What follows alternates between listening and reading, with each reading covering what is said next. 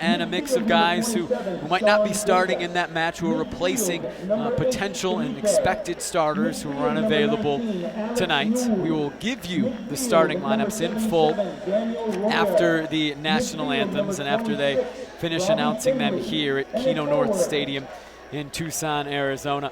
We are finally just about 5 minutes away from kickoff, 5 minutes away from the beginning of the 2017 Desert Friendlies, from the first MLS preseason match in 2017 on North American soil. We're going to take a break for the national anthem. When we come back, lineups and kickoff between the Timbers and the Rebels.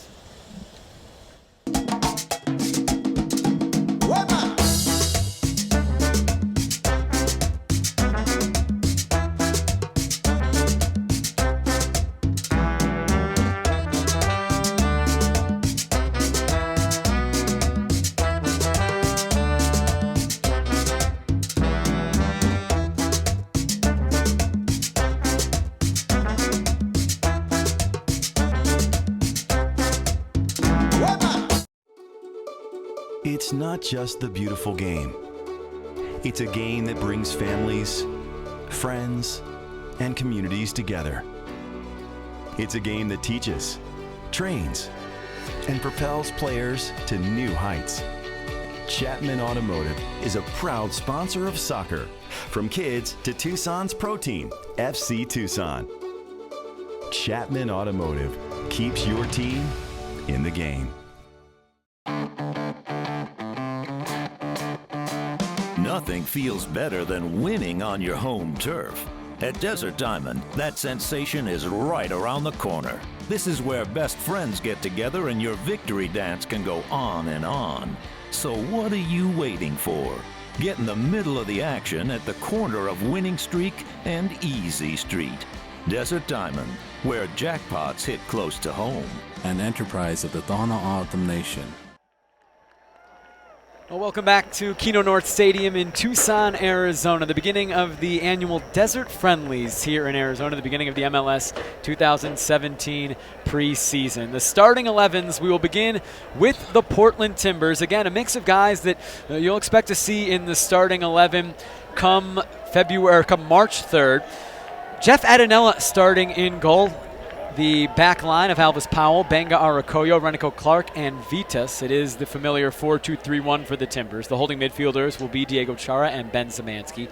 Jack Barmby will start on the left wing, Diego Valeri in the middle, Dairon Asprilla on the right wing. Asprilla wearing the number 27. He was, of course, number 11 in his earlier stint with the Timbers last year. Well, that number 11 now belongs to Darren Maddox, who will start up top in the number 9 spot for Caleb Porter and the Timbers tonight. For the New York Red Bulls, Matt, again, a mix of guys that we know that are established and some youngsters as well. Yeah, Ryan Mera will take the spot in goal tonight with Luis Robles out on national team duty. Mera, a couple of games last season, one of the Champions League, one of the Open Cup. Kamar Lawrence back at left back. It will be Aurelian Collin and Aaron Long, the two center backs. Ethan Cutler, second-round draft pick for New York out of Colgate, will play at right back tonight. Alex Mule, Danny Royer playing more on the outside. Felipe and Sean Davis in the mid part of the field. Gonzalo Verone and Robbie Finley, who's a trialist here for New York, will start up top. Robbie Finley, former Oregon State Beaver, former Real Salt Lake forward. Timbers fans know him well, and we're underway. The 2017 Desert Friendlies, the Portland Timbers and the New York Red Bulls. Young lineup for the Timbers. Renico Clark, we saw him on the ball in the back. Signed from T2 in the offseason. Jack Barmby re-signed by the Timbers this year. Alvis Powell, he's young, but he's certainly established. Multi-year starter. Poor touch by Dairon Asprilla. That's out for a Timbers throw. Goes off of Danny Royer, who you see for New York. And there's the Portland Timbers bench, Caleb Porter, in his 5th year as the head coach, the former standout at the University of Indiana. And it's such a great program with the University of Akron. Boy, you talk about success. Yeah. Everywhere you go, he's had it. And he's focused in this offseason about his ability to develop young players. I mean, he developed so many players that are now stars in MLS that came through Akron.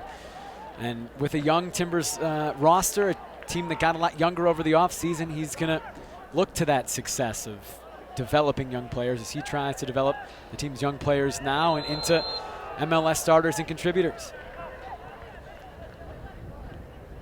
Sean Davis, the tackle, one of the young players for New York who's going to be expected to shoulder the load off the trade from Dax McCarty.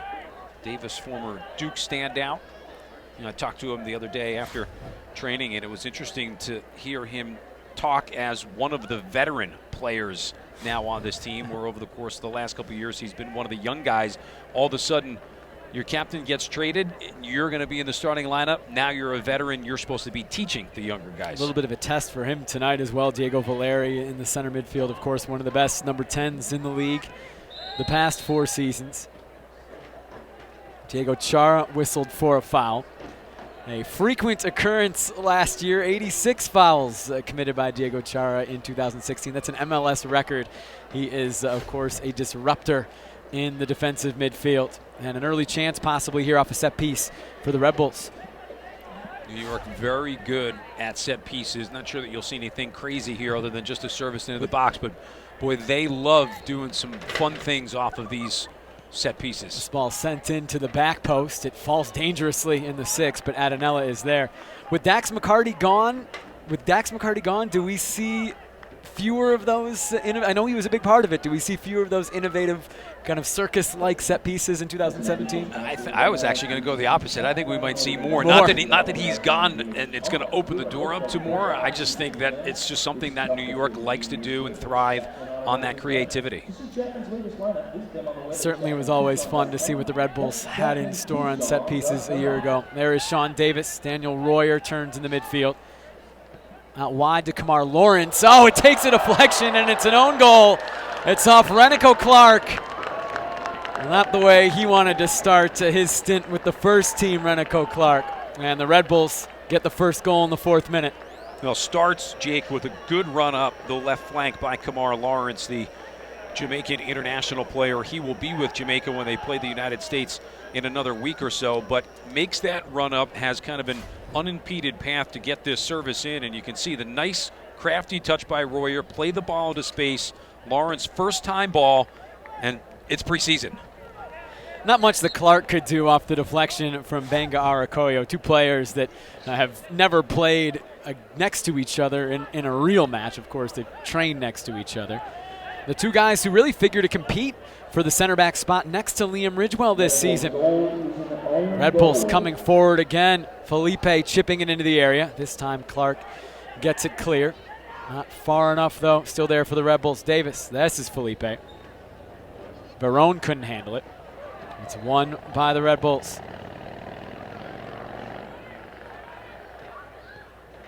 Again looking into the box. Clark gets it to Valeri.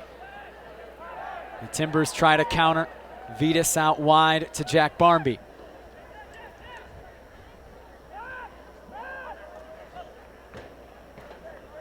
New York will push these players now with 2 front runners up top. You'll see Verone go. Finley will come across the field and be that second option if he can win the ball back. Maddox chasing. Collin gets it to midfield. Safe to say, fair to say that there are high expectations for Gonzalo Verone this year. He hasn't maybe lived up on the stat sheet to his DP status. Did somebody from the New York Red Bull fan base just tweet you to throw that question out? He has been a lightning rod since he came here in August of 2015. Pretty high transfer fee that New York got the Argentinian from San Lorenzo. He comes in. You know, I thought last year in preseason, Jake, he really was finding form, and it was part of this tactical switch for New York, going to 2 forwards up top. He got injured down in Florida, didn't really recover for quite some time, then got injured again early in the MLS season and just never found his form.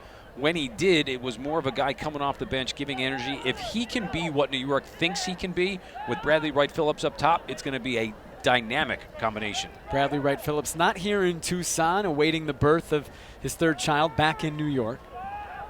Will join the team whenever, of course, his wife gives birth, and an exciting time for him and his family. Valeri wins the first corner kick of the match for the Timbers. I think when you're a veteran guy, right, you hope that maybe takes a couple extra days. He's a guy that probably doesn't need the preseason as much. There's no doubt what he brings. Red Bulls don't need to learn about his goal scoring. Barmby into the box. It's easy for Ryan Mira. Golden Boot winner from a year ago, and anybody that knows BWP, not only is he fantastic on the field, he is about as good a guy off the field.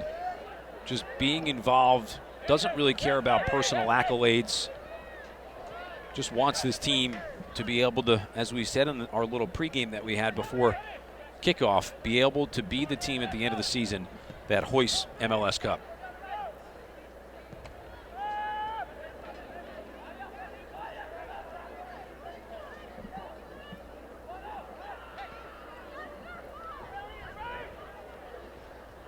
Felipe. Clark is able to win it momentarily, almost a giveaway. Mule couldn't get it to Finley. Now Verone takes a deflection. Adanella can't keep it from going out for a corner. And it will be the first corner kick of the match for New York. Well, there's no question that when Verone has the ball in space, here's a look at the own goal from Portland. He is extremely dangerous. He's got great straightaway speed. It hasn't necessarily been the what with Gonzalo Verone. It's been more of the when. When are we going to see what everybody thinks he can be? 3 goals a year ago for Verone. Atanella, an easy catch. For the first year, Portland Timber came over from Real Salt Lake in the offseason, and now Portland will try to break. Barmby has moved over to the right. Left-footed 23-year-old. It's dispossessed by Felipe. Still there maybe for the Timbers. Barmby keeps it in play. Chara back to Powell. Chara took a tough hit, and the Timbers now will have a restart. The physical play there for both teams. Royer is who gets whistled for the infraction. I like the speed that Portland tries to break out here. Felipe so good working back as a defensive center mid. He'll win a lot of extra balls for New York. Well, Valeri, Barmby over the ball. The center backs Clark and Arakoyo are in the box for the Timbers. It will be Barmby to serve to the near post. It takes a deflection. It's sent clear by New York. Finley trying to run onto it. Good ball forward. Vitas sliding in. Got all ball. It was clean. Some disagreement. It was Alex Mule who was looking for a call, which he won't get. Mule, a guy who kind of burst onto the scene last year. Became a starter somewhat early in the MLS season. A spot that he never really gave up. Hard worker. Wins a lot of 50-50 balls for New York. Probably the next step for still a young player for him, especially one of those attacking midfield spots, is continued work on the finishing part in the final third. We talked about the emphasis on homegrowns, and he certainly is right at the top of that list. He's still just 21 years old. Seemingly kind of just took that spot, made it his own last year. A couple of guys tonight for New York that maybe you're expecting to see. Mike Grella took a little bit of a knock in training this week. They're just being cautious, as most teams would be here in January. Connor Lade, who I was fortunate enough to talk to on the Red Bulls Facebook Live, he's working back from an ACL injury. Sal Zizzo, who likely would have been the starting right back tonight had he been healthy, he's been bothered by just a good old-fashioned illness that anybody could get, so he's going to take an extra day here today also. Felipe trying to pick out Verone. Another throw for the Red Bulls. Between, Jake, the Red Bulls and Portland, Red Bulls have a number on the front, Portland have a number on the back. If you combo the two of them, we'd be in great shape. Alvis Powell shown the first yellow card of this match.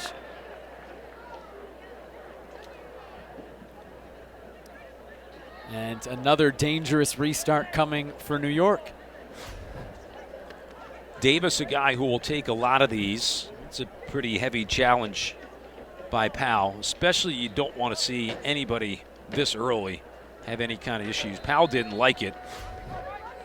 Probably warranting of a yellow. Again to the back post, and Powell smartly lets that run out for a goal kick. And it was, talking to Diego Valeri, Caleb Porter, Fernando Adia, pretty much every Timbers player was in agreement that the number one goal for tonight is to stay healthy. And that's really true of the whole preseason.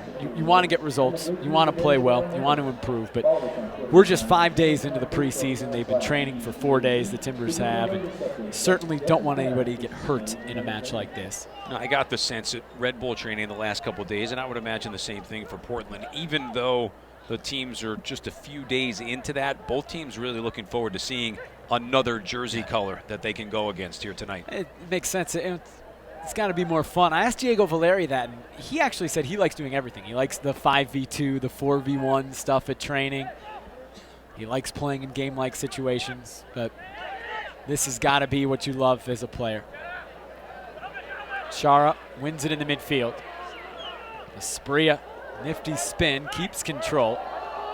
Can't get through 3 Red Bulls players as Davis knocks it out for a throw.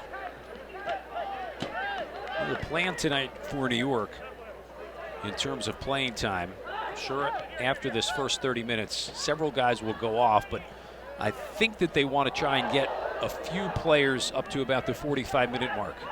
Barmby trying it from distance. It's off the head of Aurelian Collin. Timbers will have almost 3 distinct groups of 11 for the 3 30-minute periods. I think we'll see one.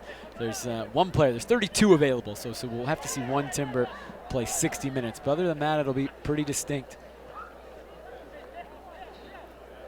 Sean Davis. Out wide to Ethan Cutler, a second-round pick, forward in college, but beginning a conversion to right back. Getting the start today, as Matt has mentioned. Sal Zizzo, the former Portland Timber, out with an illness, would likely be in that starting right back spot for New York right now. Or Connor Lade, who's working back from his rehab stint. You know, interesting about Ethan Cutler, when he was drafted in Los Angeles at the MLS Super Draft, I think it was Jesse Marsh.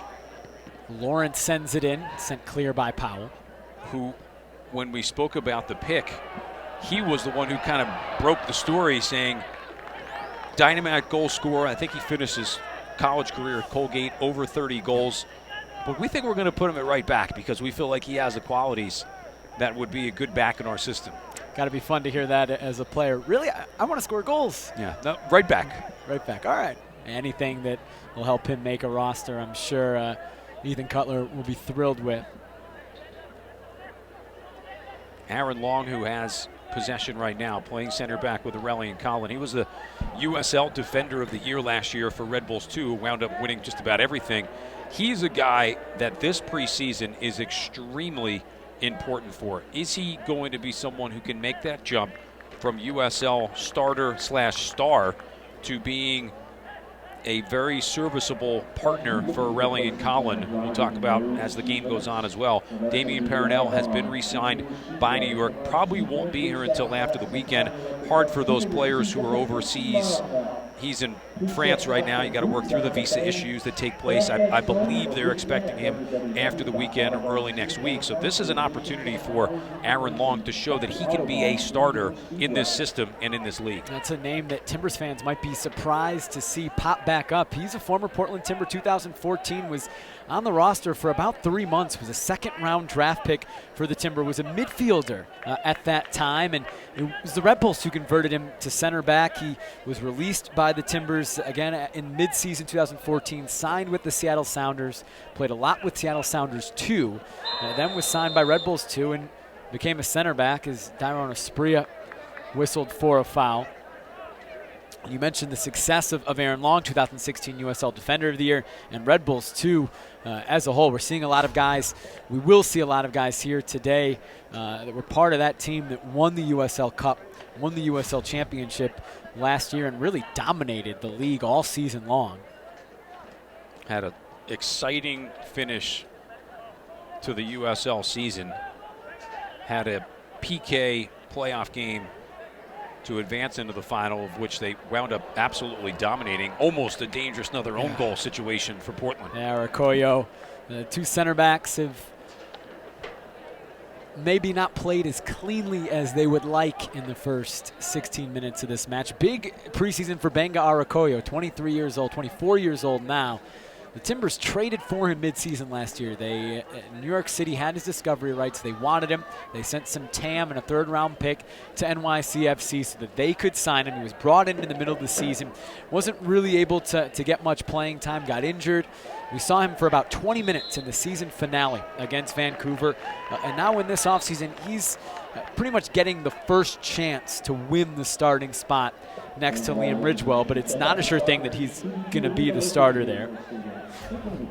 Renico Clark, who's starting alongside Arakoyo tonight, also will have an opportunity to win that spot, as there's another look at what ended up being harmless in the end.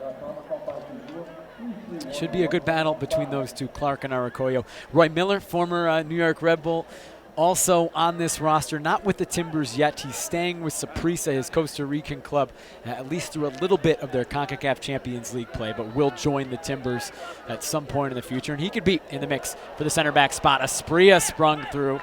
Mera quick off his line.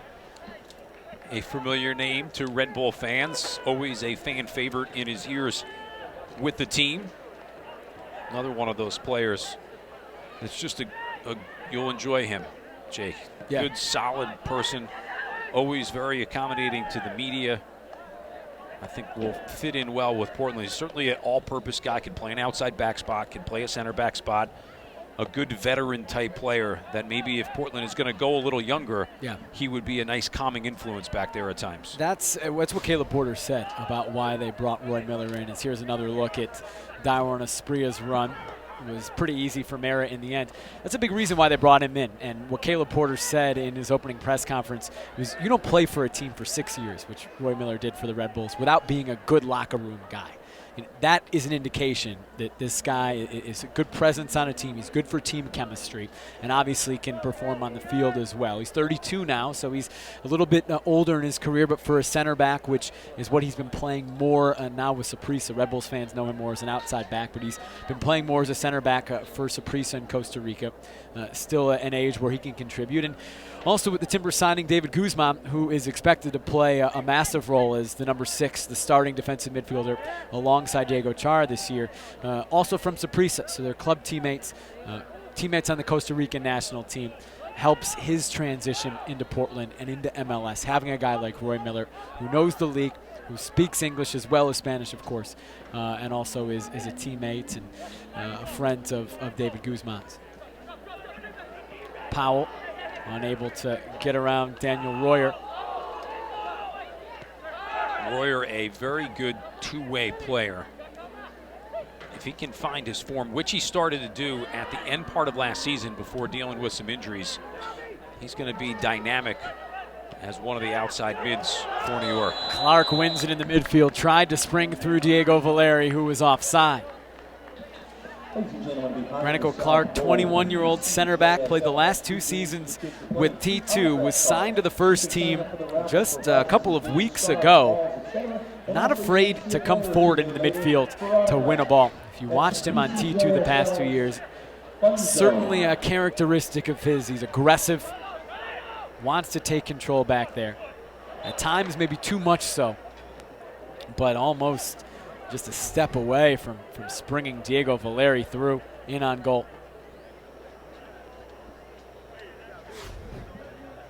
Aurelian Collin throwing his hand up to make sure that the linesman, the AR, had recognized it.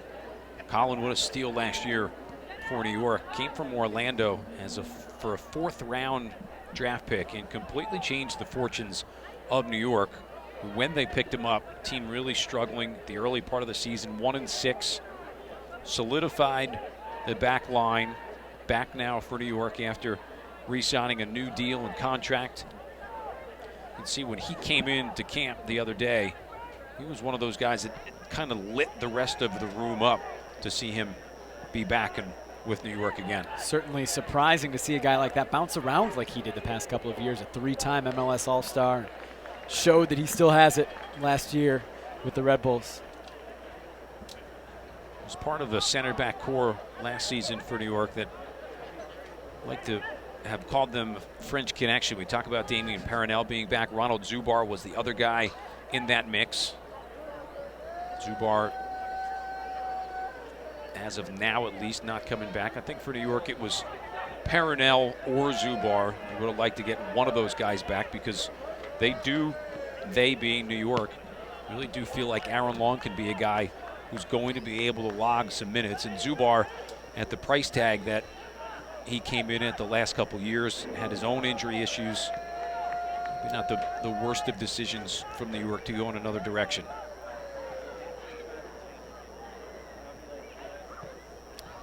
Vitas far forward, couldn't collect from Clark.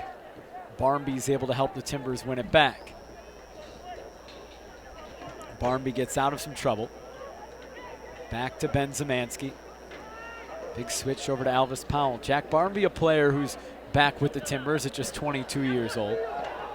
Asprilla running on it long, maybe hesitated, allowed Asprilla to take control. Back to Alvis Powell.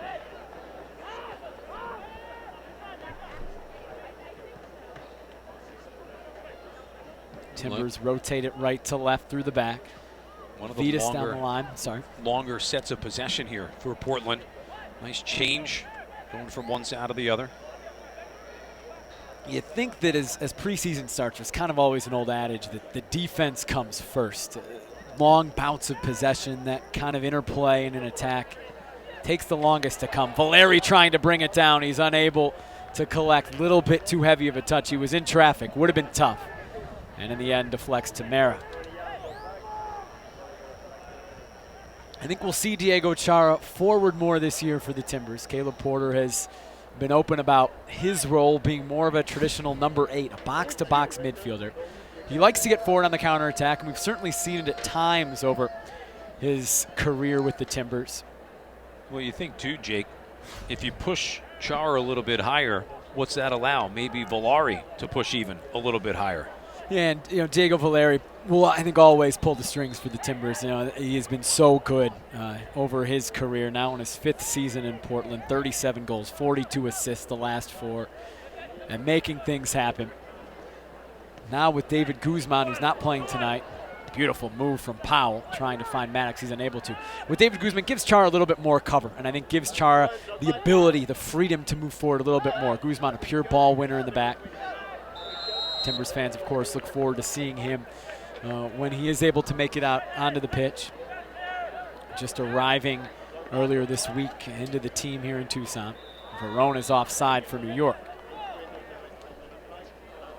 I had mentioned, and as Portland came in maybe a little bit more structured, I'm interested, as we are in almost the last 5 minutes here, how many guys for New York are going to stay on and try and get to that 45-minute mark? Wasn't something that was shared with me before, so I'm interested to see, with so many young players that I know Jesse Morris wants to look at, who's going to stay on and get some extra fitness and get some extra time. Well, for New York, the urgency to get guys 90 minutes fit is more than the Timbers as Portland comes forward. We'll continue that thought in a moment. Vitas into the box. Clearance only as far as Barmby. Valeri, Zemansky couldn't get any power behind that shot.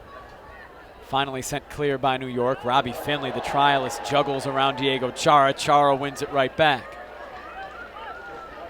Interesting to see what Finley is going to bring here in the preseason. On as one of 2 trialists for New York on the roster right now. Played last year in Oklahoma City at the NASL level.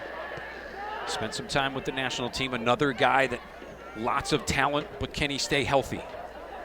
31 years old now, Robbie Finley, of course, an established goal scorer in his time in MLS. 40 goals, mostly with RSL. 6 seasons with Salt Lake. Timbers fans will remember him well.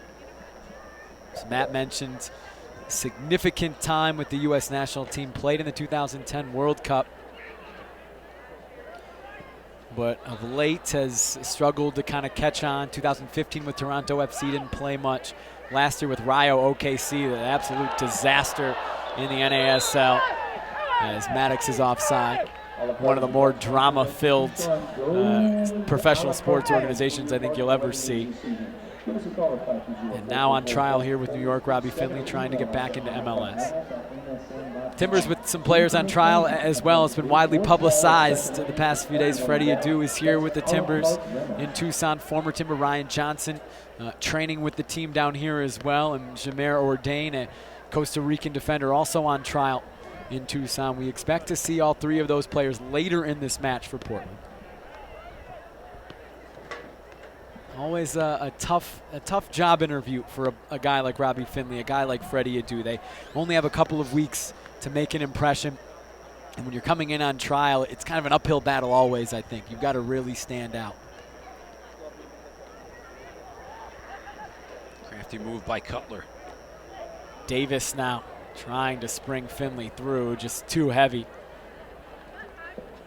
I think for the guys that you just mentioned, some of the trial guys, I think the one nice thing, at least if you think about it for the Red Bulls, so you have Finley in, you can give him some extra time right now because Bradley Wright Phillips isn't here. You can give maybe, you know, somebody for Portland a little bit of time. Adi not playing tonight, so maybe some of the other guys can run up top and you can get a look at some different opportunities for some of these trial guys in extended minutes, where in a lot of cases you wouldn't see that if everybody was here. And if you're Jesse Marsh, if you're Caleb Porter, really, that's who you want to see. If you're Jesse Marsh, you don't need to see Bradley Wright Phillips right now. You know what he brings. If you're Caleb Porter, you don't need to see Fernando Adi right now. He's your starting number 9 on March 3rd against Minnesota. But if you're trying to decide how to fill out the roster, is there a guy maybe who's on T2 right now, maybe a guy who's on trial that can contribute this year?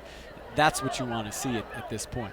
And I just noticed, as you said, Portland will take on Minnesota. Both of these teams will play the newest teams in Major League Soccer. Red Bulls will open up the MLS season down in Atlanta that first Sunday. Finley offside. Two teams, Atlanta and Minnesota, that have taken very different approaches to building their initial rosters.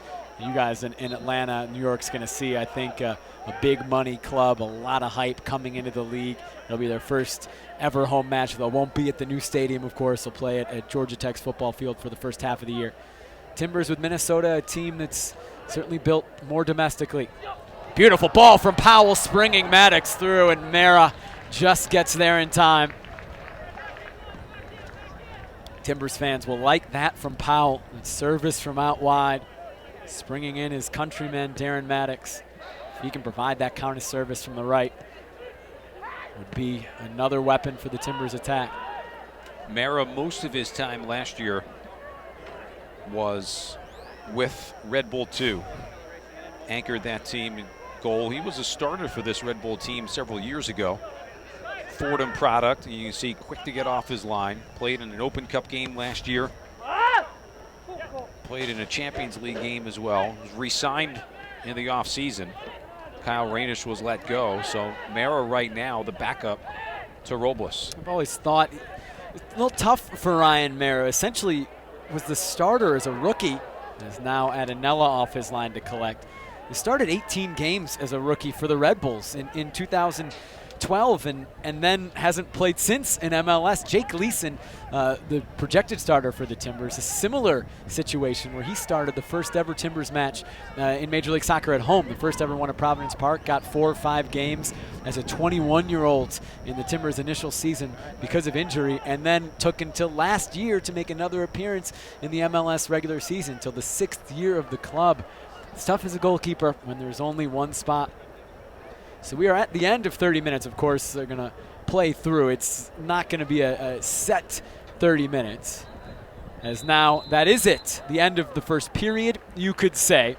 The New York Red Bulls, an early own goal off of Portland's Renico Clark, the only goal of that first 30-minute period.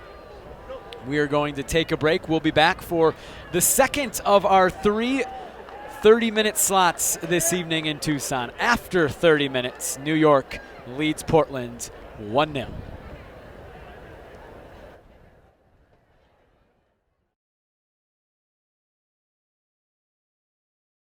Totally right. How should we choose where to go next?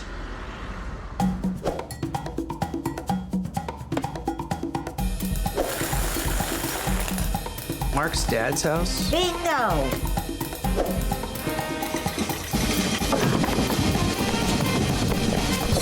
Let's just let Destiny take the wheel.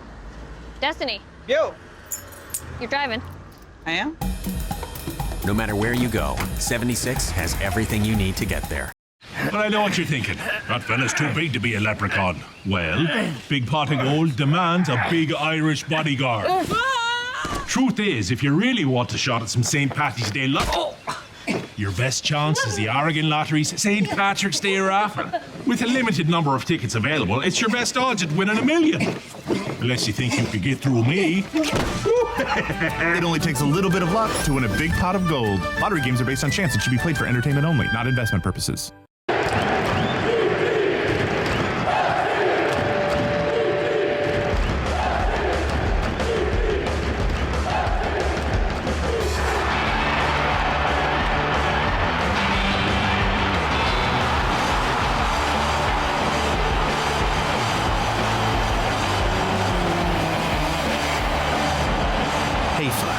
Oregon's favorite craft beer, and the official craft beer of the Portland Timbers.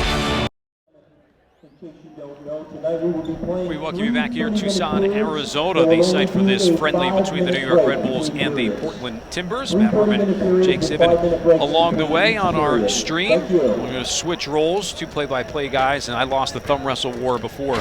So Jake's going to have the third one. I'll take you through this second one. And Jake, what we should see here, I think after a good first 30 minutes for both teams, you know, was it the best quality play? No, but important for these guys at this stage, 3-4 days in the training, get out, stretch the legs a little bit, start to get back into game shape. And the goal was never for either of these teams to win, you know, to be better than the opponent. It's to stay healthy, it's to progress a little bit. This is the only goal of that first period. It came in the 4th minute, a deflection off Benga Arakoyo and then off the chest of Renico Clark. Not much that the young center back for the Timbers could do. It will go down as Clark's own goal. But otherwise, physical at times, and each team coming close to springing through for another goal, but really in the attack, no real chances in the first 30 minutes to speak of outside of the own goal. We should see for Portland a fresh 11, of which we will talk about when the players get out. We're going to confirm who's out there and who's not. We think that some of the Timber players may have a blank jersey, so we're going to try and identify guys as we go through. For New York, we said that there will be some guys who will carry over from the first 30 into this second 30. We will go through both lineups as we get set and ready to go. Red Bulls and the Portland Timbers playing 3 30-minute periods here tonight. This is the second of those. Both teams obviously building towards the season openers.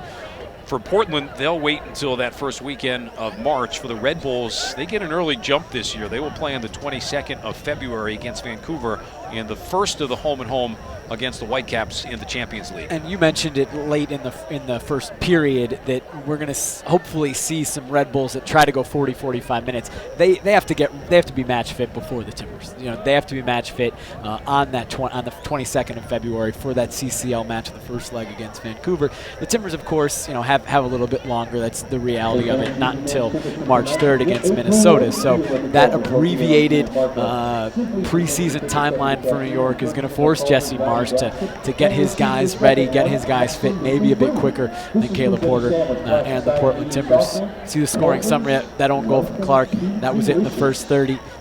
Hopefully we'll see it open up a little bit now in the second and third period. You know, it is interesting to think in a preseason game, do you go all out and try and get into this shootout back and forth? But I thought you made a good point earlier in our first 30 minutes that sometimes the defense can kind of carry things a little bit more early on, especially if you think if you're going to play a long ball, a guy might not be in quite form yet to run that down. Quality balls into the final third, that's usually the last piece for a lot of these teams as they come, as you see Caleb Porter talking things over with his team. Both of these teams, in terms of their coaches, very successful since they took over. Caleb Porter, Coach of the Year back in 2013. Jesse Marsh was the Major League Soccer Coach of the Year in 2015 when New York won the Supporters Shield. And, you know, when I talked to Coach Marsh a little bit about this, said he has a great relationship with Caleb Porter. Felt like this was a good first test for both of these teams to stretch the legs, get out, start to get game fit a little bit more.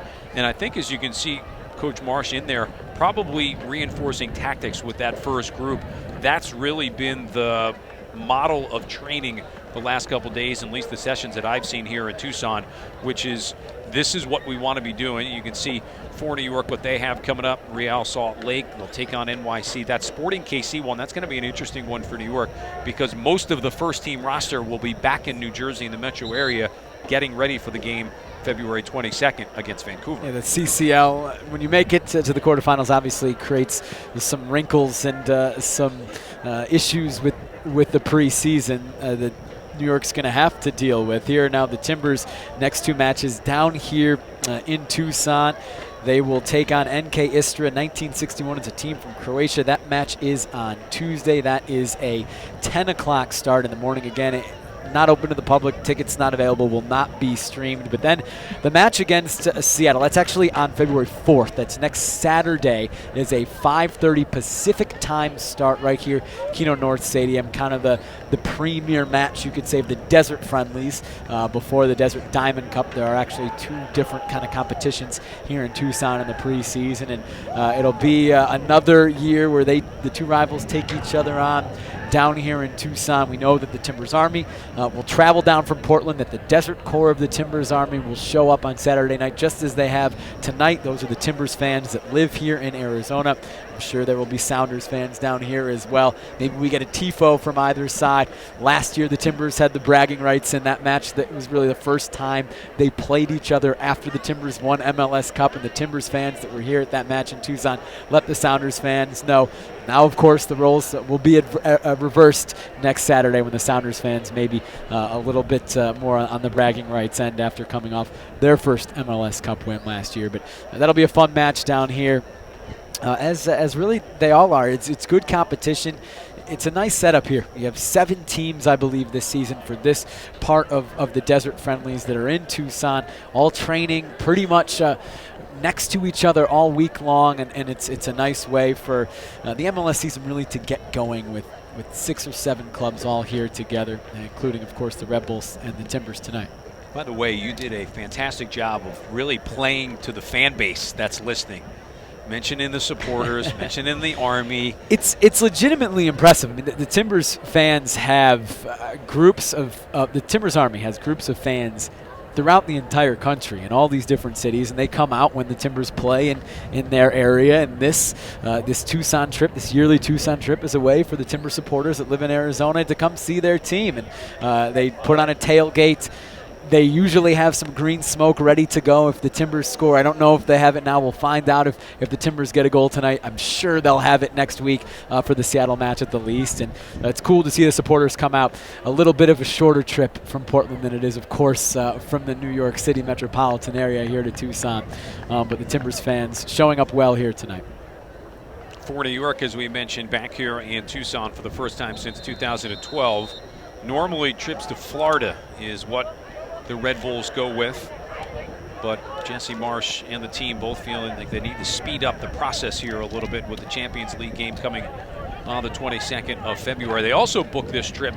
If you think about it, they could have likely been playing a team in Mexico or somewhere in Central America. The trip would have been a lot easier. Wound up not working out that way, as we'll have to go back and forth across the country a little bit. As we enter the 31st minute of play here, we'll go through the Red Bull lineup, and I'll let Jake talk about the Portland guys who will be on here for the second bank of 30 minutes.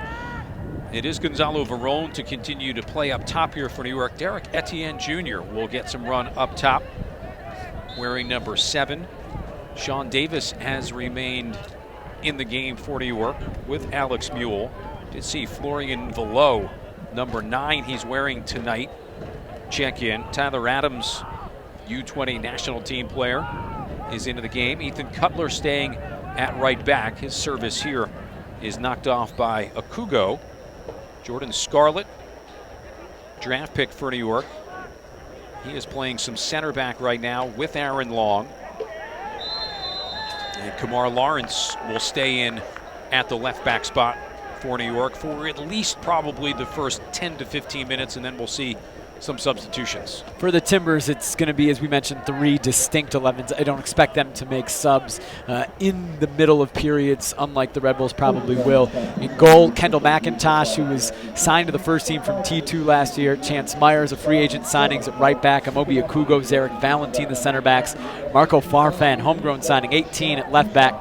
Get the rest of the lineup in a moment. That's Davis with the chip. It's poked at by McIntosh.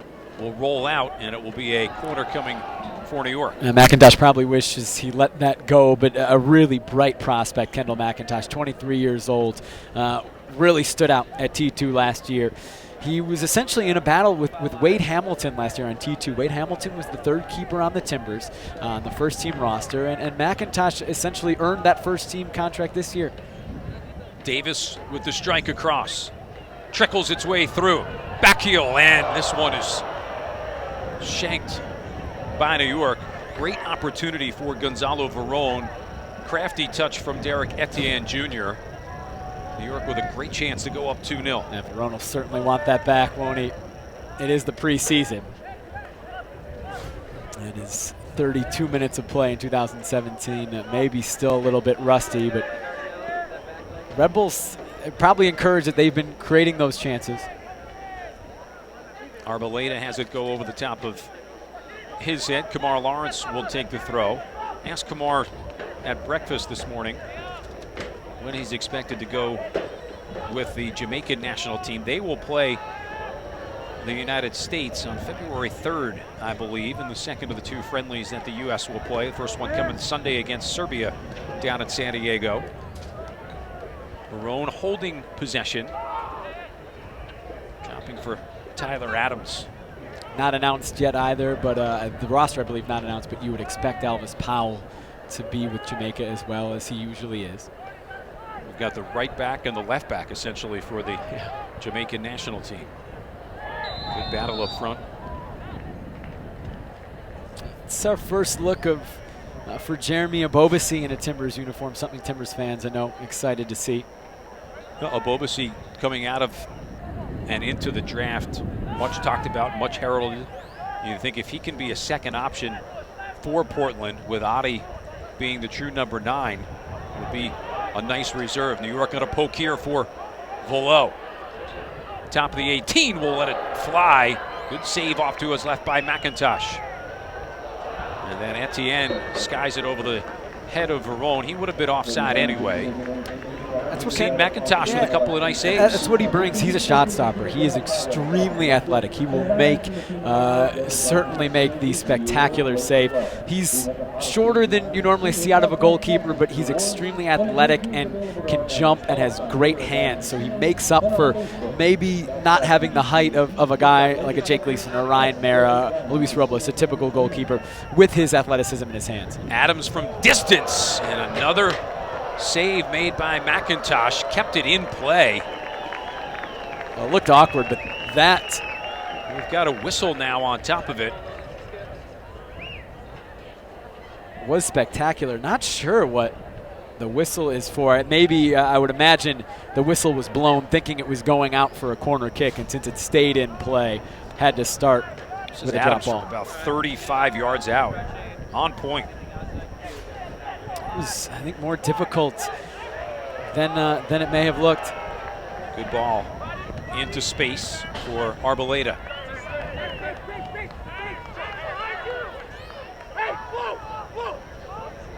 Abobasi running up top for Portland. They'll interchange a bit with McInerney. Yeah, this is a 4-4-2 right now, which the Timbers have switched to. Last year they would switch to it at times. Obviously the 4-2-3-1, still the preferred formation for Caleb Porter, but they can do a 4-4-2. With the group that we have out here now, how much does that translate to the regular season? Not sure. It's a good strike and a good save by 2 fantastic young players. Adams, who was rumored during the course of the offseason, was getting some look from some teams in Europe. He's become kind of a mainstay for the U.S. men's national under-20 team.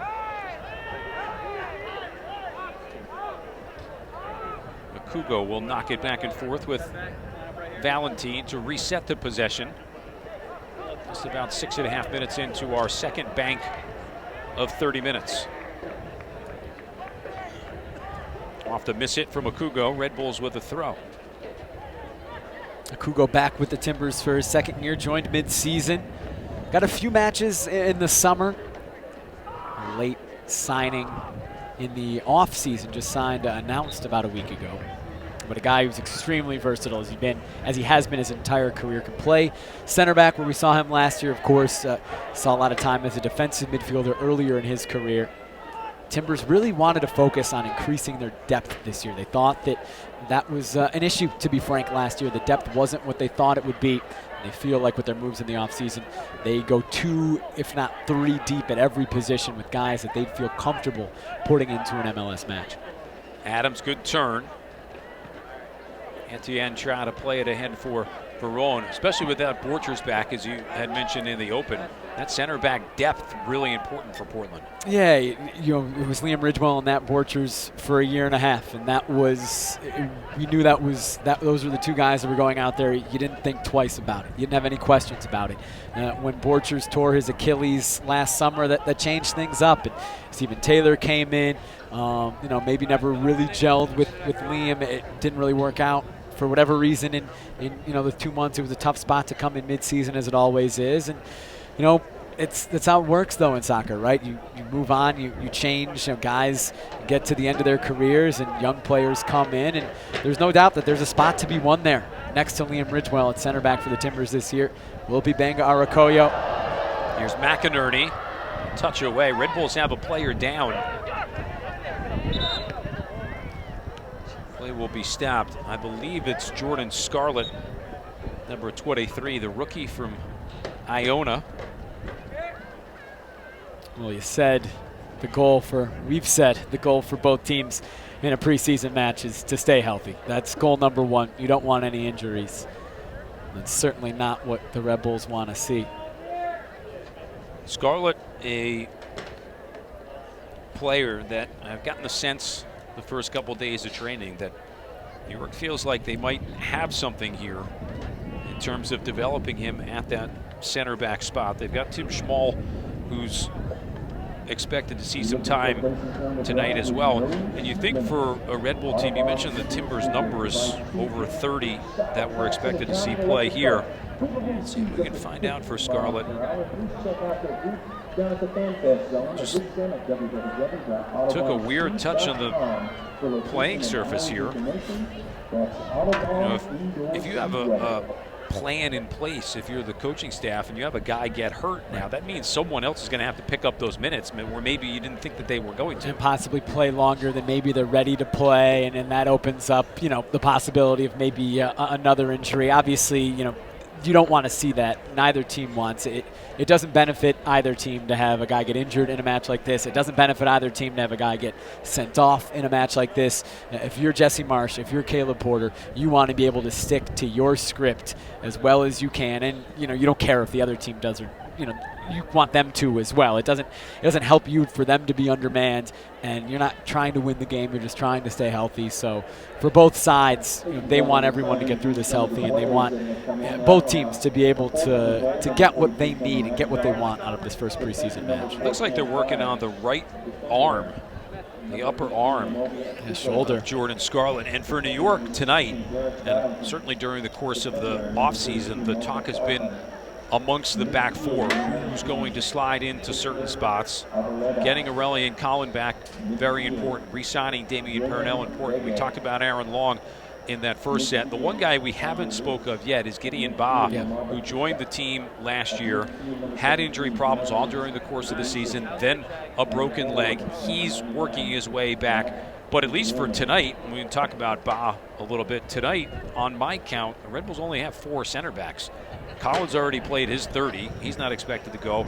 I'm thinking the plan was to have Jordan Scarlett maybe work himself into 45 to 60 minutes. Long will play apparently about 45, and then you've got Schmall coming off the bench. But without Purnell here and without Ba here, it's a little bit of a thin spot for New York. It was against the Timbers where Ba broke his leg, and Damian Paranel came back from his ACL injury maybe earlier than the Red Bulls wanted. Ended up playing very well in that match. I think when Ba went down early, we were thinking, I remember calling that match thinking, well, maybe the Timbers can take advantage of this. Paranel's coming in, maybe isn't quite ready to come back to play 70 minutes. He's still recovering at the end of his recovery from an ACL injury, but he was fantastic the rest of that way, which ended up being a scoreless draw on July 10th, the only time these two teams played a year ago. Good to see Scarlett walking off now, but he does appear to be in pain. And as you mentioned, something with the right arm, whether it be a shoulder or a wrist, an elbow. Don't want to speculate from up here, but seems pretty clear that it is on that right arm. Tim Schmall will check himself into the game and will operate a center back spot for Aaron Long. This will leave Jesse Marsh, I think, with a decision come the second bank here in the 30 minutes, whether Long was going to go the distance or not. He may have to now at this point. And then what do you do in the third set of 30 minutes? Schmall, big player, spent last year with Red Bull 2, Switzerland native, 6'6". Certainly stands out. You can see him, lanky, rangy, tall center back. Good speed pushing forward here for Portland. Off the backside, the build-up was Arboleda. Well, Caleb Porter, the Timbers will love what they just saw from Marco Farfan. He is undoubtedly, so far, a big success story for the organization. The first player to come through the Timbers Academy and be signed as a homegrown. It's a relatively new academy in Portland. And still just 18 years old, Marco Farfan. He's still a senior in high school. Played a lot for T2 last year as a 17-year-old. He essentially won the left back spot in the preseason for T2. Not really out of nowhere per se, but I don't think that it was expected maybe that early. And he became the starter for T2 as an academy player. He was in high school. He was attending high school at Centennial High School in the Portland area while playing for T2, going on the road, playing in these matches against professionals. And then on October 14th, late in the year, signed as a homegrown for this year. And high expectations for him. Maybe not right away, but he's going to get a chance, like everybody else, to earn time on the first team. And seeing him come forward and whip a good ball into the box, create a scoring chance, certainly is going to make everybody pleased in the organization. Bobasi a little slow to get up. If you see some of the Portland players running through with no number, we knew that was going to be a situation. That's some of the Portland Timber 2 guys who are getting some run here with this second unit. Basically, those are the guys not signed to the first team. So anybody with a number in today's match is signed to the first team. Everybody else is either a T2 player or is a trialist. We mentioned the back line and the keeper. Didn't get a chance to go through everybody else. We will as soon as this attack gets cut out. Chipped across, it will roll through the end line. We've got some time now, so let's talk about who is in green. Just to rehash, it's a 4-4-2 for the Timbers in this period. Kendall McIntosh is in goal. Chance Myers, who you just saw, longtime Sporting Kansas City players at right back. Amobi Akugos, Eric Valentin in the middle. Marco Farfan, and we talked about at left back. There you see Zarek Valentin. The midfield from right to left is Victor Arboleda on the right wing, Villian Bijev and Andre Lewis in the middle. Those are two T2 guys who really had a lot of success playing in the center together at the end of last season, where T2 went on a remarkable run that came up just shy of making the playoffs, winning their last 5 matches when everyone thought that they were dead in the water for the playoffs. Blake Bodley, another guy who is an amateur player playing for T2 from the academy. He's on the left wing right now. You see him fighting for the ball along with Andre Lewis. And then up top, it's Jeremy Ibobasi and Jack McInerney. McInerney, certainly an established player that everyone's going to know, and Ibobasi, the rookie, 4th overall pick in the Super Draft. Arboleda, good touch to get around Lawrence and then ran into below. And high expectations for him too. He was one of 4 players signed from T2 in the offseason. A Colombian, still just 20 years old. He was a big signing for T2 last year. He came in as a 19-year-old with expectations of making this jump up to the first team, and it did happen in the offseason. He's got a ton of pace. He's dynamic on the wing. And he's a guy like a Marco Farfan, a Renico Clark, who was signed from T2, that they're going to compete for minutes. They're going to feel like if they make an impression, maybe here in Tucson, maybe back in the preseason tournament in Portland, they can make a statement that they deserve to get time when the MLS season starts with the first team. The temperature has dropped, I feel, considerably here in this second bank of 30 minutes. You can see the touch from Arboleda. Gets chilly here in Tucson when the sun goes down. It's under 50 right now. Everyone, when I talk to, hey, going to Arizona for a couple days, going to be great. Probably going to be great weather. And I was like, well, it's about 50. It has not been swimsuit weather, that's for sure. I would imagine pretty similar. I don't know what the weather's like back in New York right now, but pretty similar tonight in Tucson as it is in Portland. Into space for McInerney. Shouldered off by Lawrence. Touched out by Long. Myers coming forward, wins the 50-50 with Velo. Impressive speed from Lawrence there. McInerney wanted to get on the end of that. Good switch. Crossfield for Bodley. Tell me about Myers, what he can bring to this unit this year. Chance Myers is an established MLS player, right? And I talked earlier about depth, that the Timbers wanted to go 2-3 deep at every position, and Chance Myers is certainly depth at the right back spot to push Elvis Powell. This is his 10th year in the league. He spent the previous 9 with Kansas City. #1 overall pick of the 2008 Super Draft. Played for the U.S. at pretty much every youth level. Was in camp in 2014. Won, of course, an MLS Cup with Kansas City. Was a starter on that team. Has dealt with injuries the past really 3 seasons. He's only played 31 matches the last 3 years because of injury, and wanted to come to Portland. He's a free agent, so it was his choice. Obviously, the Timbers had to want him as well, but he wanted to come here. He wanted to play in the soccer environment that the city of Portland has, and is a guy that can provide depth, can provide cover for Elvis Powell. I mean, look, Elvis Powell at right back is the starter, and he's been the starter for the Timbers now going into his 3rd year, and Myers certainly providing depth in that spot, a guy who the Timbers would feel confident in starting. Not brought in to challenge, but brought in to balance things out. Everybody's there to challenge, right? There's no doubt about it. I mean, it's a preseason, and every position is up for grabs, is what everybody will tell you. Anybody can win a spot if they play well enough. That's the nature of athletics in any sport. But Elvis Powell is established for a reason as a starter. He's still young. He still has a ton of potential to grow even more than he is. He's one of the more athletic right backs in the league. Tons of pace, tons of size. He's strong, great one-on-one defender. You know, it's going to take a lot, of course, to unseat Elvis Powell. But, you know, of course, Chance Myers, I'm sure, feels like he's coming in to do that, right, as any player would. We just saw a bit of a mass substitution for Red Bull. Gonzalo Verón checked out. Brandon Allen, who was a star last year for Red Bulls 2, scores goals at an unbelievable clip, is checked in. He'll operate up high with Derek Etienne. Justin Bilyeu has taken over the left back spot for Kamar Lawrence.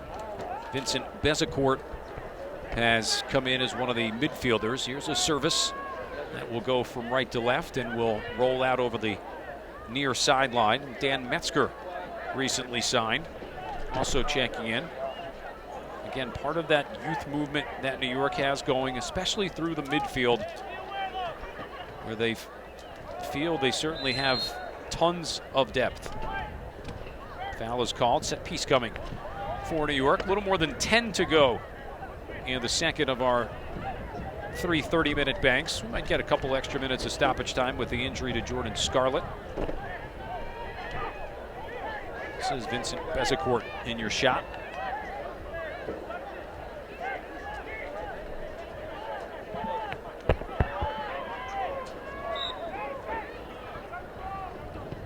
Left-footed bending ball in. It is there for the taking for New York, and a bit of a miscommunication between Velo and Schmal, who had pushed up.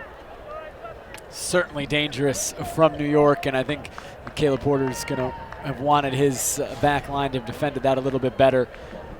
Fell very, very dangerously to Velo, who again I think probably wishes he did a little bit better. Ended up coming off Tim Schmal, I believe.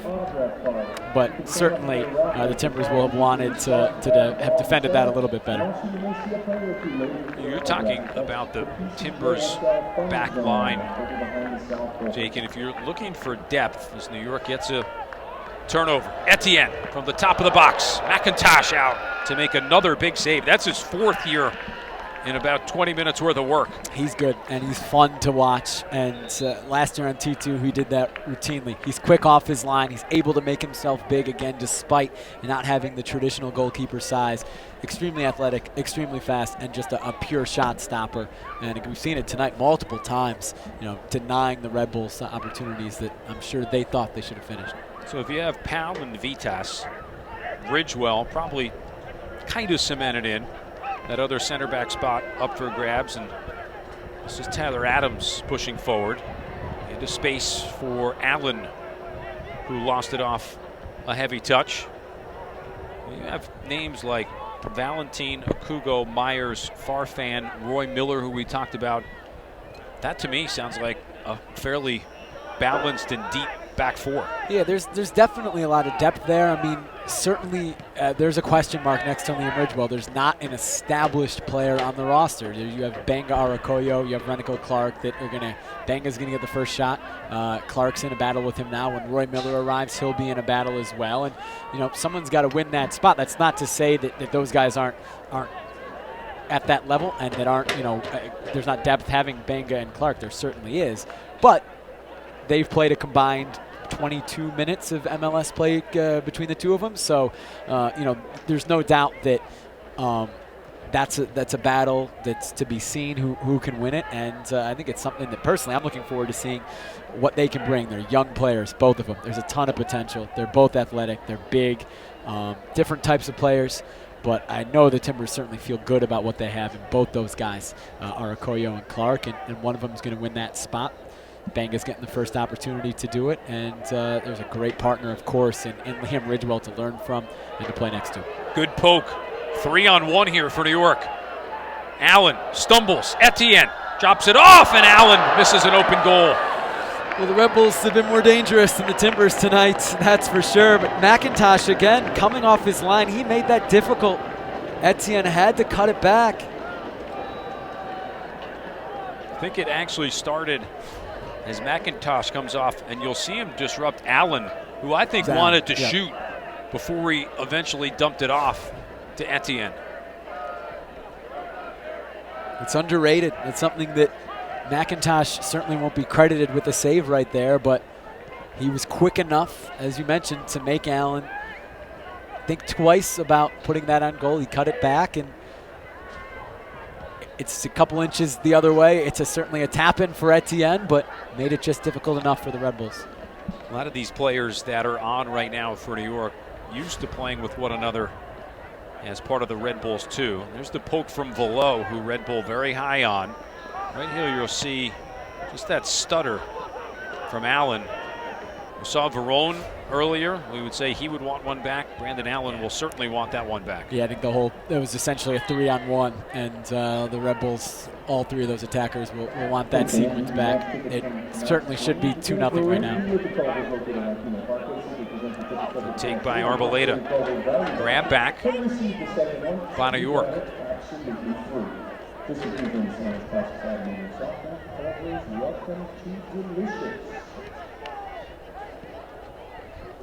Red Bulls will have some other players to work into the mix in the third set. I'm sure we'll see some of these guys continue from 2 to 3.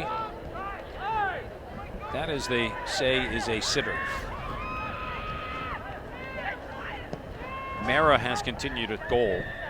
Rafi Diaz and Evan Lauro both on the roster tonight. Interesting to see Mara get, I assume it'll be 68. Diaz and Lauro, there's 4 keepers on this New York roster. You would think they're not going to take 4 keepers into the 2017 season. So for Lauro and Diaz, I don't know if that's a position battle or not, but certainly from the outside it appears that it would be. And you imagine they're both kind of chomping at the bit to get a chance out there to prove what they can do. Well, one would figure it's Robles and Mara for the first team. Diaz and Lauro to figure things out at Red Bull 2. Similar for the Timbers with Wade Hamilton and Kendall McIntosh. We expect to see Wade Hamilton in this third period. Hamilton was the third keeper signed to the Timbers last year. McIntosh was signed to T2. They have not officially switched yet. McIntosh has signed to the first team officially. Wade Hamilton not signed to T2 officially. None of those announcements have been made. But Wade Hamilton is here on the strip designated as a T2 player, so you can read into that as you want. And once again, this year, those two guys will battle for who gets the minutes at T2.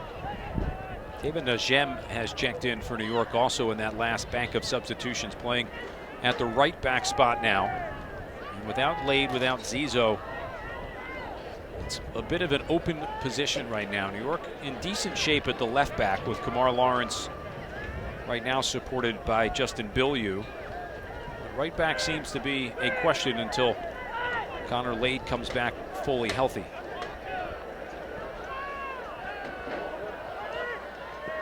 Into space, Myers offside. Again, you expect to see it in the preseason. Timing not just quite there for the Timbers. That's the third or fourth time where a foot or two away from being onside, from springing a guy through, creating a chance.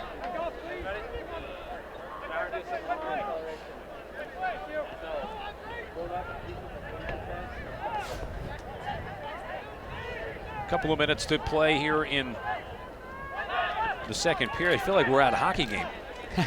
Second of 3 periods. Getting ready for the intermission in between the second and the third periods. Etienne on.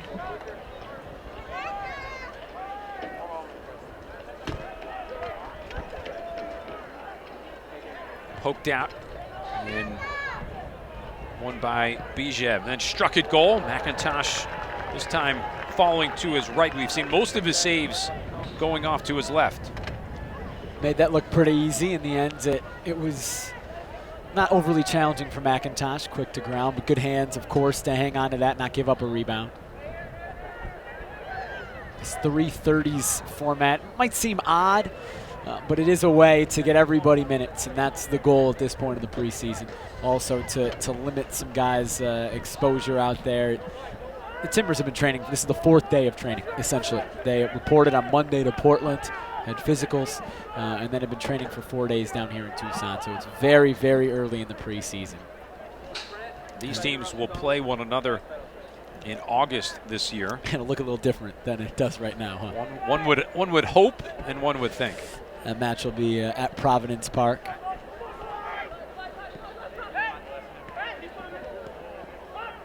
Myers will drop. Adams looking for the flip over the top of Andre Lewis. And a foul is called. Haven't been able to see much of Jeremy Bobasi tonight.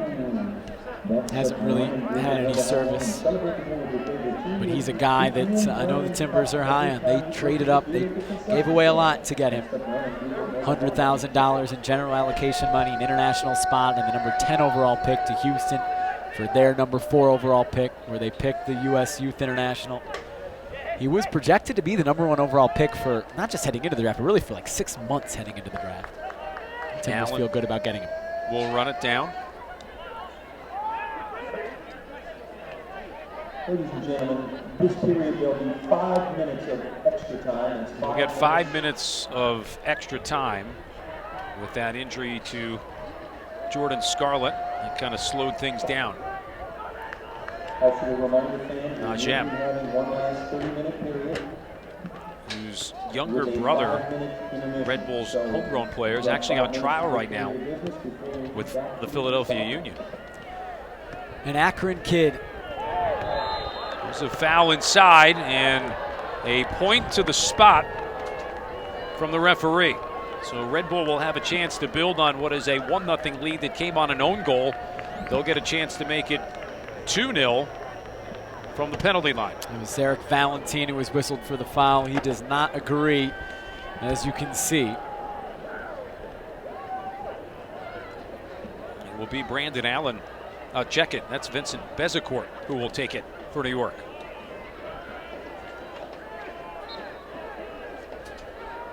On the approach. And knocks it in for New York, who will go up 2-0. Bezecourt with his first of preseason, one of a couple of guys from Red Bull 2 invited to train with the senior team in this first set out in Arizona.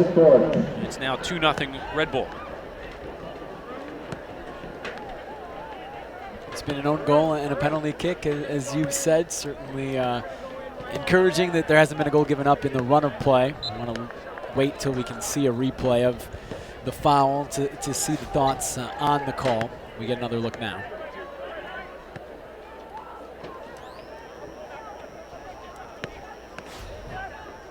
Difficult to tell at that speed, but certainly didn't look to get any of the ball, did Zarek Valentine. You're supposed to say, what a terrible call. I'm supposed to say, what a great call, right? Try to keep it objective. That will roll out, and it will be a goal kick. And in a preseason match, you know, certainly less on the line. A little unique tonight. Two play-by-play guys splitting some time and having some fun doing this one. You can see as McIntosh guessed one way, Bezecourt went the other. McIntosh has been fantastic in this period, I think. And disappointing that he gives up a goal, of course, but it's a penalty kick, nothing he can do. And I think he's going to feel really good about the way he performed in his 30 minutes. And I think you could say, if not for his play, this is a 3-4-0 game right now. It's certainly fair. He's made at least 2, if not 3, pretty fantastic saves tonight. That's what the Timbers like about him, his ability to keep the ball out of the net. Quick restart, Tyler Adams, who New York is high on. Aaron Long will go the distance here. And I will be curious to know who will play center back next to Tim Schmall in the next 30, with the assumption that Jordan Scarlett is done for the evening.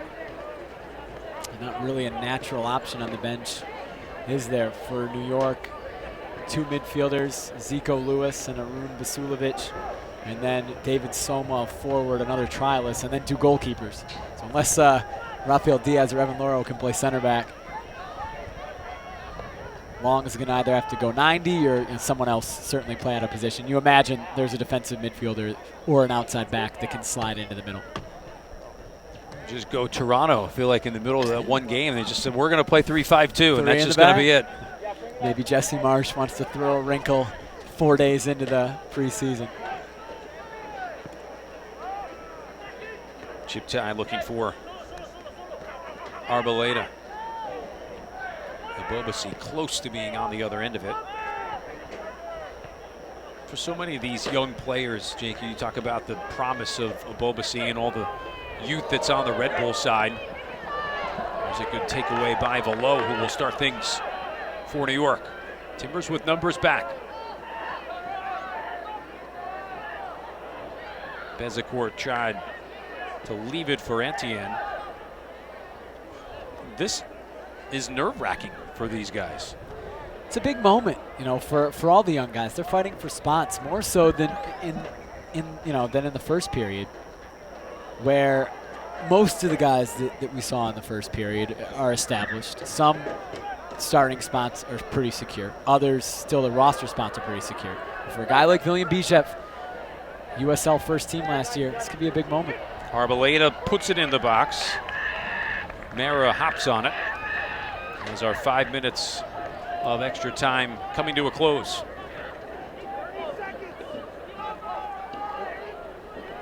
Jesse Marsh, just heard his voice say 30 seconds to his team. He's aware of how much time, and he wants his team to get one final push forward. Well, and if you're coming out in 30 seconds, as we were just talking about, you want to make an impression.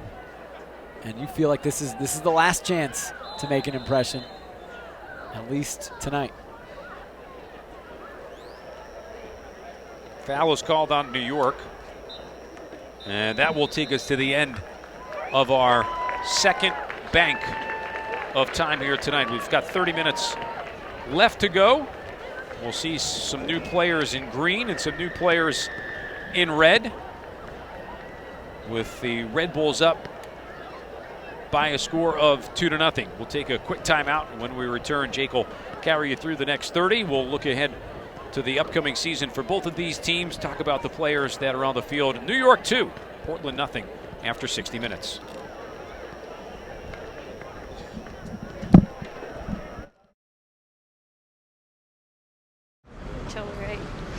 should we choose where to go next?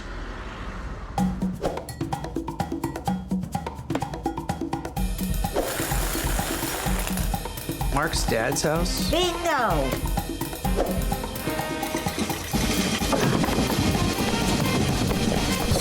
Let's just let Destiny take the wheel. Destiny, Yo! you're driving. I am? No matter where you go, 76 has everything you need to get there. But I know what you're thinking. That fella's too big to be a leprechaun. Well, Big Pot of Gold demands a big Irish bodyguard. Truth is, if you really want a shot at some St. Patty's Day your best chance is the Oregon Lottery's St. Patrick's Day raffle. With a limited number of tickets available, it's your best odds at winning $1 million.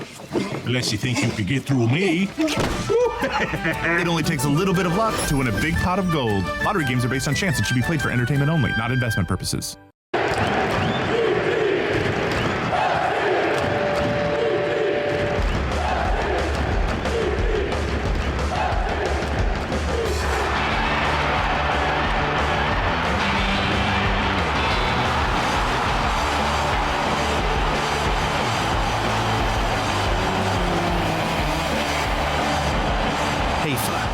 Oregon's favorite craft beer, and the official craft beer of the Portland Timbers.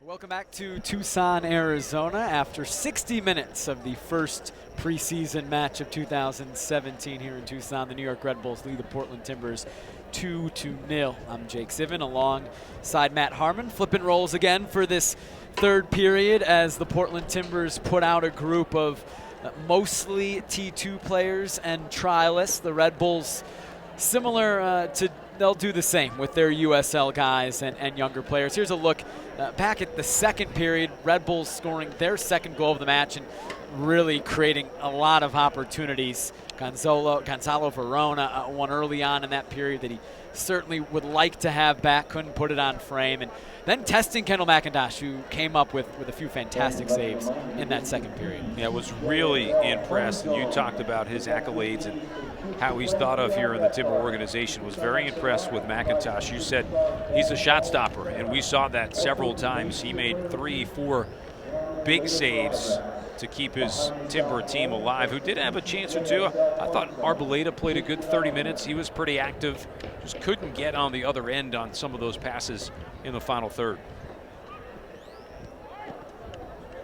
Brandon Allen, an opportunity here, and New York probably wishing they had that one back. McIntosh made himself big, disrupting Derek Etienne, who had to cut it back to Allen. It was still 1-0 at that point. Then a penalty kick in what was essentially the 60th minute. It was in stoppage time of that second period. It was Vincent Bezecourt getting the second goal of the match. Jesse Marsh, Red Bulls head coach, giving his instructions, his thoughts to his group. New York leading 2-0. An own goal in the 4th minute came off the chest of Portland's Renico Clark after a deflection from his center back partner, Banga Arakoyo. And then in the 60th, that Bezecourt penalty kick. The Timbers will have 10 new players in this lineup in this third period, we expect. The only player that we expect to stay on to fill out the 11 is Marco Farfan, number 32, a homegrown 18-year-old who we think will play 60 minutes tonight. But certainly the big name from any outsider's perspective playing for the Timbers in this third period is going to be Freddie Adu. It was well publicized this week that he's on trial with the Timbers in Tucson, arrived yesterday. And anytime Freddie Adu's name comes up in relation to anything in American soccer, it is big news. A player who has struggled to find playing time over the past few years, to find his form over the past few years, but is still young, just 27 years old. Of course, any American sports fan, soccer or not, knows his name, knows his story. 14 years old, signed with Major League Soccer, youngest player in MLS history, youngest player in American professional sports history. Started with DC United, his hometown team. Has had quite a journey since the 14-year-old that starred in commercials with Pele. 13 clubs in 8 different countries over that time. 17 caps with the national team, last in 2011, the 2011 Gold Cup final where he actually played quite well. Caleb Porter knows him from Caleb Porter's time with the under-23s.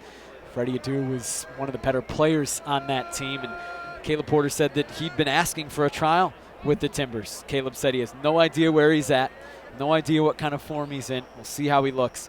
He stressed it's called a trial for a reason with Freddie Adu being here in camp. Also, we'll see with the Timbers is Ryan Johnson, a former Portland Timber forward who has bounced around since his time in Portland in 2013 when he had a lot of success on that team that won the Western Conference regular season. He's here training with the Timbers in the preseason. He's going to play up top with Augustine Williams in this third period. Here's the full 11 for Portland in this third period. It's again a 4-4-2. Wade Hamilton in goal. Nico Brett at right back. He was a forward with T2 last year, but playing right back in this period. Jameer Ordain, a trialist at center back alongside Lamar Batista, who's here with T2. Marco Farfan at left back. He's the only player playing 60 minutes for the Timbers as the third period is underway. Freddie Adu will be on the right. Russell Cicerone, a draft pick, on the left in the midfield. Dylan Damraoui, a T2 player, in the center, along with Emilio Hernandez, who was a draft pick. And then Ryan Johnson and Augustine Williams up top for the Timbers. Finally, we see a change in goal for New York, Matt. After Mara went the first 60 minutes, it's Rafael Diaz who you could say, I guess, gets the first shot and impressing. Yeah, Diaz signing an MLS contract in the offseason. Coming into preseason would certainly be expected to handle the number 3 role behind Robles and Mara. Looks like New York has answered my question a bit. It is Justin Bilyeu who will slide in and play center back. And I will say I'm trying to figure and see the number from where we are. It's kind of tough to see who is locked in at the left back spot right now. Looks like possibly Vincent Bezecourt, the goal scorer, who was playing in more of an advanced role on the wing in the third period at left back for New York. This is the third of 3 periods in this first preseason match. You can see some weird stuff when you get this late into a preseason match. Here's Ryan Johnson, 32 years old right now. Former Portland Timber, 2013, 9 goals for Caleb Porter in his first year. 181 MLS matches under his belt, 36 goals.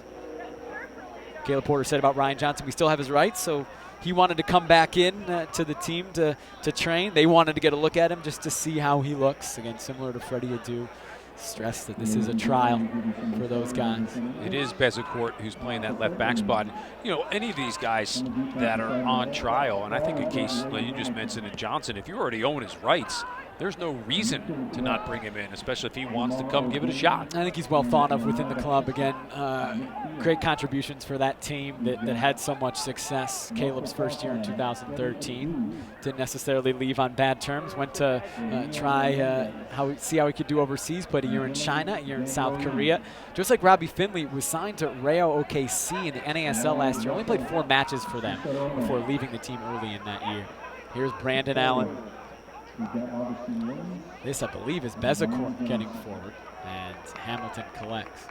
David Soma, who's a trialist for New York, has worked himself into the lineup. He's wearing number 17 tonight. Soma, a native of South Africa,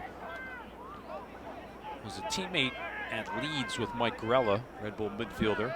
Trained a lot with the team last year through the summer and the fall. Never really figured into the plans either with the Red Bulls or with Red Bull 2.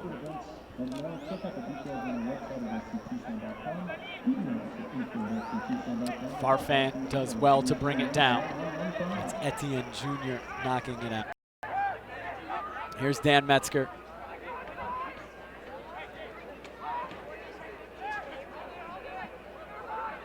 Etienne, was Adams. Allen whipped in. Hamilton, strong hand, still not out of danger yet. Bezecourt stepping forward to challenge Freddie Adu. Bezecourt called for a foul. Good service into the box by Soma. Does have that right foot. And again, just trying to maybe open an eye or two. to see if he can fill a role, fill a void for the Red Bulls, or with any of these trialists. Jake, you think if it doesn't work here, maybe you play well enough that somebody else sees you. And that's the benefit of being here in Tucson. There's 6 or 7 MLS teams down here. Maybe the Red Bulls or whatever team a trialist is with doesn't love what they see, but maybe somebody else does. Adu knocked off the ball. Allen from distance, he hit it well.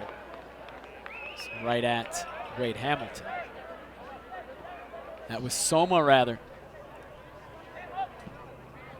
Aggressive, as you'd expect, a guy trying to make an impression, right? Why not? Yeah, hit it from 30. Stroke it from distance. Why not? He certainly has the pedigree, as you mentioned, with Leeds United, 3 caps with the South African national team. 31 years old at this point. Here's Augustine Williams, 19 years old, signed a T2, signed mid-season last year. Another guy that I know that Timbers organization is pretty high on his potential as a striker. Allen, who's dangerous when he checks back, but always a guy around the net to keep an eye on. Soma to flex off Farfan. It's easy for Hamilton. So Farfan is the guy who has to play the extra minutes tonight. Did he lose some sort of short straw routine? He's the youngest on the first team as the homegrown signing, 18 years old, still a senior in high school. So you are playing the extra minutes tonight. And he might be the youngest player here, because I believe Blake Bodley is older than him. So that would probably be it. He can certainly, his legs can handle it. Allen sprung through. Allen goes down. No call this time. I think if you're an 18-year-old kid, you probably welcome that opportunity to play question. 60 minutes in an atmosphere like this. You take whatever minutes you can get. Still a senior in high school. And signed to the Portland Timbers, his hometown club from Gresham, Oregon, just outside of Portland.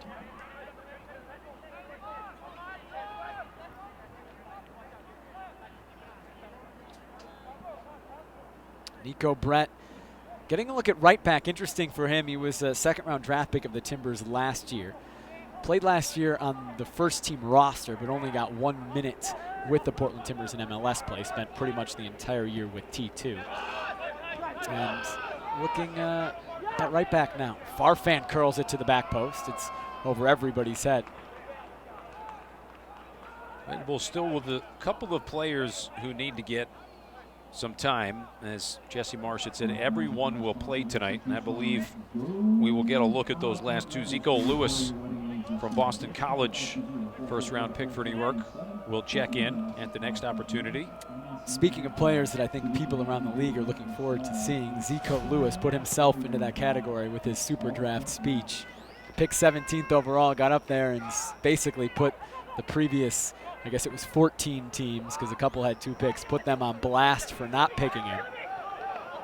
Confident player, was one of the more entertaining moments of the super draft.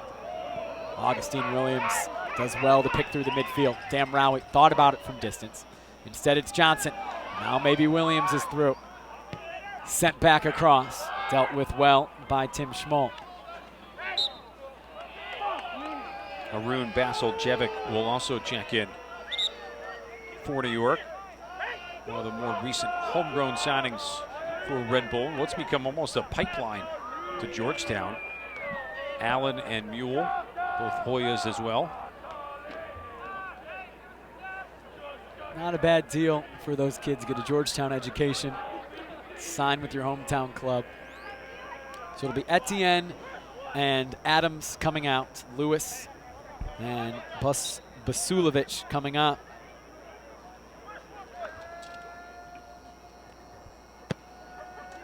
Good minutes for Adams and Etienne. 2 of the younger guys that should figure into some first-team minutes during the course of the season.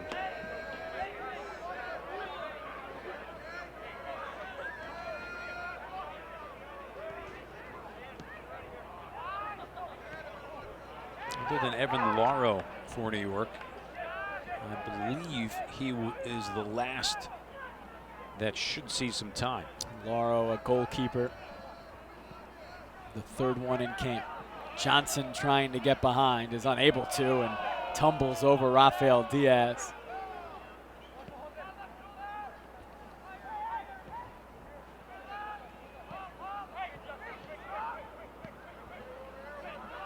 Lauro, another homegrown signing for New York. Played at the University of Michigan. Red Bulls signed Lauro and Diaz, 2 home picks.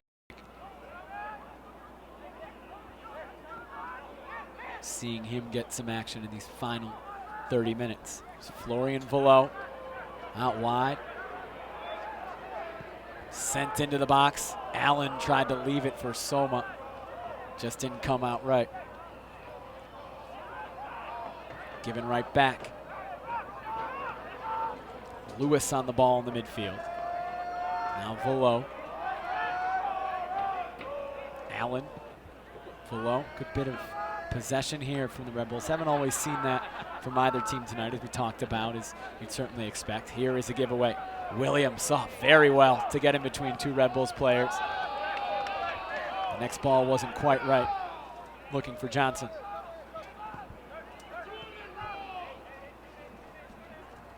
I think for these sets of players on for both, I think you almost have to make a decision. Do you go full out, or do you try and play calmer and keep possession? What do you have a better chance of making an impact on the coaching staffs? You think that you get instructions before you go out there, and coaching staff wants to see you do what they told you to do. It can be hard, I'm sure, for a young player to maybe rein that in, to not try to do too much.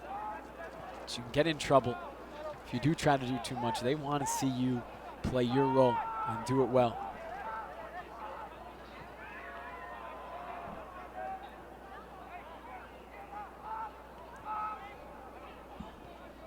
It's Bilyeu who's going to chase this down.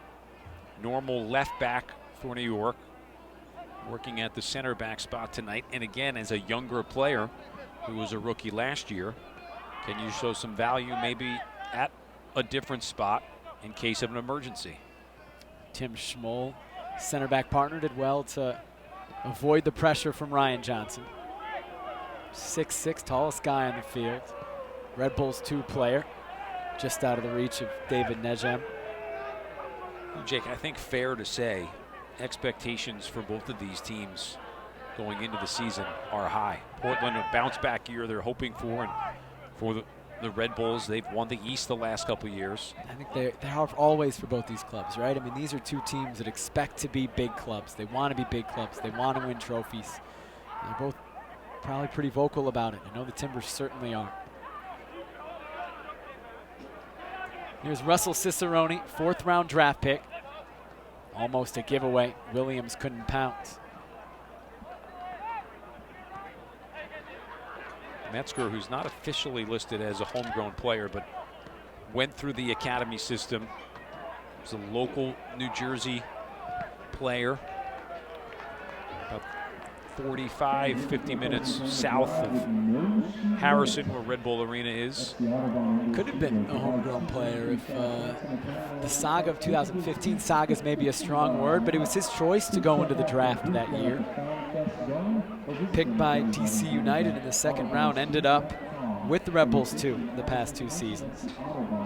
Now signed to the first team, so kind of a roundabout way to get where probably he and the Red Bulls wanted him to be the whole time. Not a homegrown signing, but a homegrown player. Exactly. Lewis to take this corner. Johnson, the striker, putting in defensive work. Cicerone couldn't handle it. I feel like Metzger, they really, again, one of those young midfield type players. If you design his role well, he could be a very solid number 6.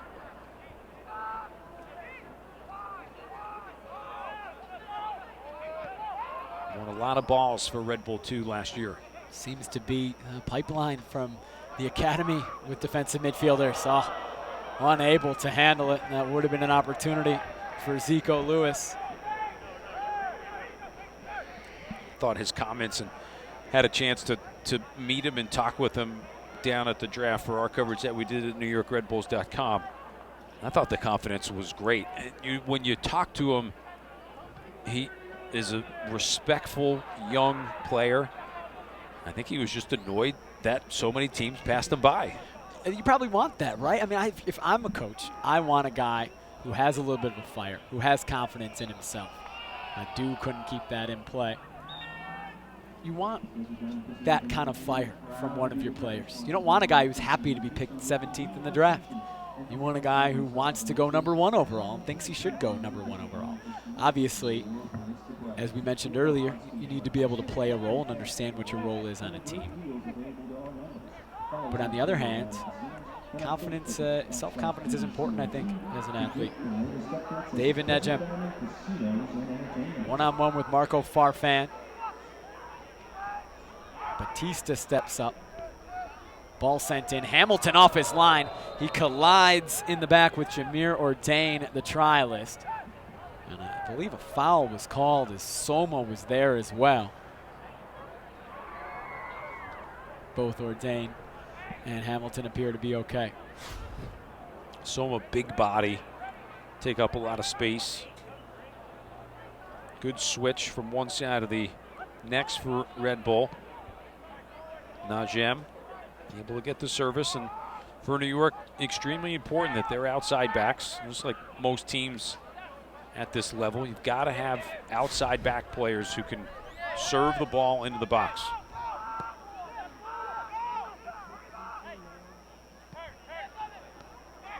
Red Bull's on the ball. Ryan Johnson, former Timber on trial, chasing. Justin Bilyeu sends it forward. Brett heads it down to Adu. Back to Ordain.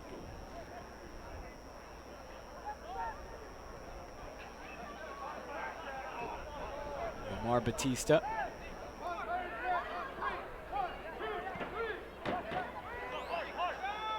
Cicerone to Farfan. Beautiful nutmeg by the 18-year-old Marco Farfan, who comes forward. Slides it through for Williams. Williams couldn't get a shot off. Two guys who played together at the end of the year for T2, combining to win a corner.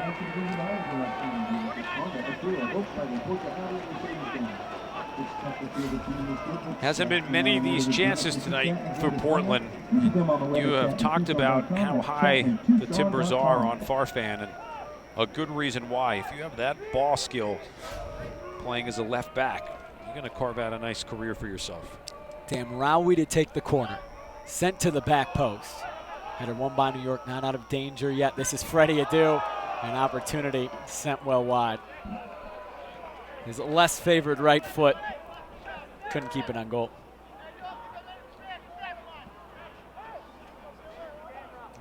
Went through his situation, Adu, when he was brought into the league. Thought to be kind of the future for not just the league, but for soccer here in the United States. And you know, you feel for a 14, 15-year-old kid at that point who probably couldn't handle everything that was thrown at him. It just hasn't really ever worked for him, no matter where he's went. You'd imagine that a lot of people have learned a lot about the youth athletic development through Freddie Adu's journey, Freddie Adu's story. Maybe the value of patience in developing an athlete. But to his credit, he's kept working and he's kept searching. As I mentioned, 13 teams, 8 different countries. Still hungry, it seems, asking for a trial here with his former U.S. under-23 coach, Caleb Porter. This is Adu over the ball in the midfield. Chipped into the area. Batista won the header. Bilyeu sends it clear.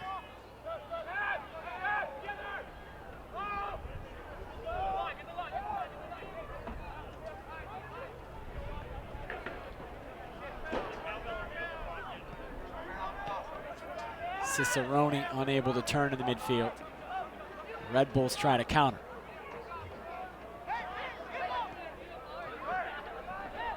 Metzger. Lewis, just out of his reach. Those passes right there, and we've seen them a bunch from both teams. Next week at this point, those passes probably connect and work. That's what you expect in the preseason. We've talked about it throughout this broadcast. That's what comes, not necessarily last, but later. The connections with at least the Timbers lineup, and I assume the Red Bulls lineup as well. These guys haven't played a lot together. Ryan Johnson, Augustine Williams, I can't imagine have ever been paired together at any point, maybe outside of a training session or two here in Tucson. You've got some guys who played together on T2 last year, but that's what you get in the preseason, of course, is maybe some disjointed groups and players trying to make an impression. Schmoll, 6'6" center back, steps forward, lost it. Can the Timbers counter? Hernandez, Damraoui. He was in a tough spot. Now it's New York. Allen. Below. Still below. Curling just over the bar. And Hamilton did get a touch, says the referee. So it'll be a corner kick for New York. Don't know if that was going to curl underneath the crossbar. If so, big time save by Wade Hamilton. One of the two young keepers tonight for Portland have both shown the ability to make some quality saves between McIntosh and that second bank of minutes and Hamilton now. They go way back too. They're on the U.S. Under-17 team together, competing at that point. They played against each other in Californian club soccer, now essentially competing here in the Timbers organization. Corner whipped in, sent back by New York, and really no problem. Here's another look at Wade Hamilton tipping it over the bar. It's a solid strike from below. 22, 23 yards out. Still tough to tell if Hamilton really did get a touch, but he had it covered at the least.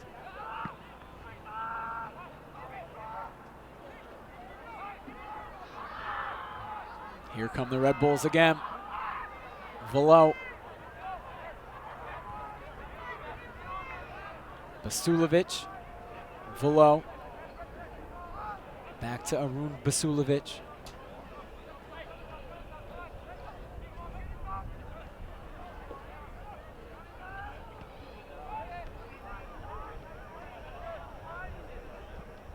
Nico Brett sends it forward. Ryan Johnson trying to run onto it. Bilyeu as well to turn upfield.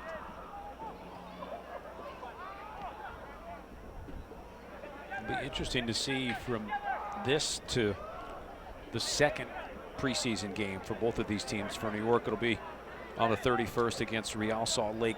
What improvements take place? What maybe lineup changes take place? Who's still here? Who's not at this point over the course of the next couple of days? Freddie Adu on the ball. Back to Nico Brett. Timbers also playing on Tuesday the 31st. They're taking on a Croatian side, NK Istra, 1961. Then Seattle to finish off their time here in Tucson before 3 matches back in Portland. There will be a progression, as Caleb Porter has said, in those matches as they begin to integrate game planning for the opponent, playing guys more minutes with an eye on the final 2 matches of the preseason, kind of being dress rehearsals for the regular season. Johnson leaves for Farfan. Back to Hernandez. Wide to Brett. Can the Timbers build up? Adu on the right. Let it go, and it's out for a throw. For any of these guys on trial, and we've seen Robbie Findlay for New York, and Soma, now Freddie Adu, you really have to almost, I hate to say play perfect, but you have to make sure that you stand out more so than anybody else that's already signed and on the roster. It's not easy. It's, you know, by design, I think, an uphill battle. It's an interesting kind of job interview for a player. 2 weeks, maybe a week to impress. And knowing that you have to really impress to earn a spot. There might not be a spot there for you. Johnson trying to chase it down. Unable to get to it. It'll be a throw for New York. It's the Gem who will take it. A Red Bull 2 player last year. He's trying to throw his name into this mix at right back, which is a spot of question for New York a bit. I saw Ethan Cutler, draft pick, converted forward. there in the first part of this match. Yeah, I would say about Cutler from what we saw in the first 45 minutes for him. If that's really your first time playing right back, you did okay. Absolutely. What's the best job for a defender? Don't make mistakes and don't give up goals. And as a right back, having some attacking background certainly helps. You've seen that transition made before. Allen did well to keep it in play. Picks out Lewis, back heel, nobody there. Damraoui will try to start a counter. Sent into space for Augustine Williams. Didn't quite get it right.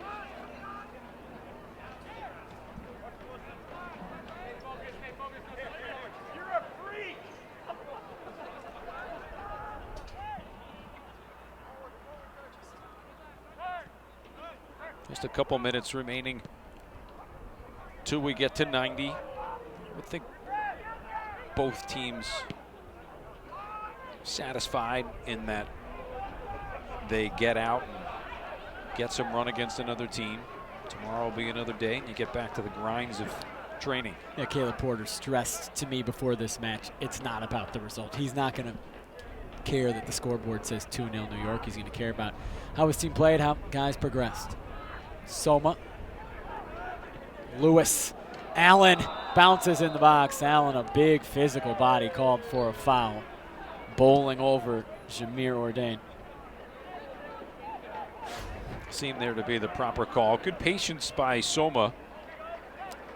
Here's how we got here. This was in the 4th minute of the match. An own goal off the chest of Renico Clark. First took a deflection from Benga Arakoyo. And then in the 60th minute, stoppage time of the second period, it was Vincent Bezecourt, a PK, getting Kendall McIntosh to go the wrong way. It is 2-0 New York as we reach the end of this 90-minute game that was broken up into 3 30-minute periods.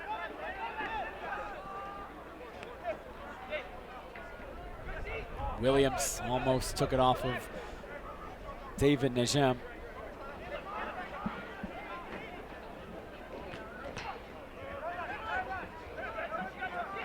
Now Williams does take it away. Here's Cicerone coming forward.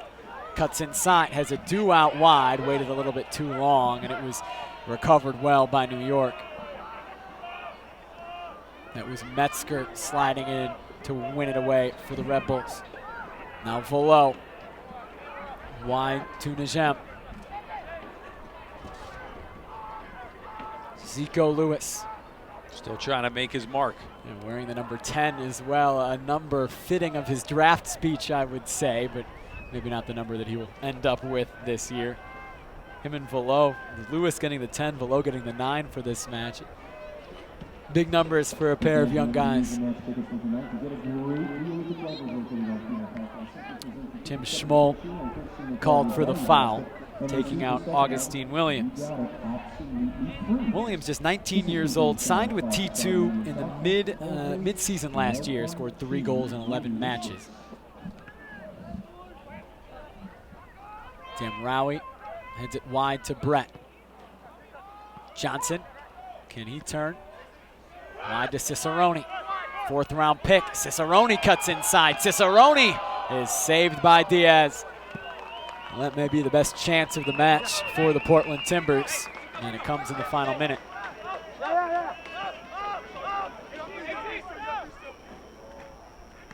Farfan couldn't get around Najem.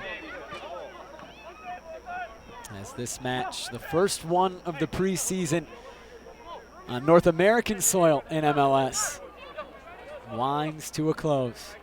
Going to be a busy couple of weeks. Probably should remind all of our viewers tonight there'll be a lot of these streams that'll take place with the games here in Tucson. So if you are among those hungry for MLS action and can't wait for the regular season to start, this will be a spot. Each team will post their links during the course of these friendlies and then into the Diamond Classic for Major League Soccer. I believe 16 in total down here. It's become a spring training of sorts for MLS clubs. And that's it. The first preseason match of 2017 is in the books. The New York Red Bulls, a 2-0 win over the Portland Timbers. An own goal and a Vincent Bezecourt PK with 2 goals in this match as the Red Bulls begin their preseason with a win. Jesse March, the head coach, will be pleased with the result. And Caleb Porter and the Timbers get out of here with goal number 1 accomplished, and that's to remain healthy and get everybody 30 minutes of work, which they did with one exception, Marco Farfan, who went 60 minutes, and the young left back certainly looked good in doing so. Well, we're going to take a quick break, come back to wrap things up here from Tucson. Final score in the opening match of the Desert Friendlies, New York Red Bulls 2, Portland Timbers 0.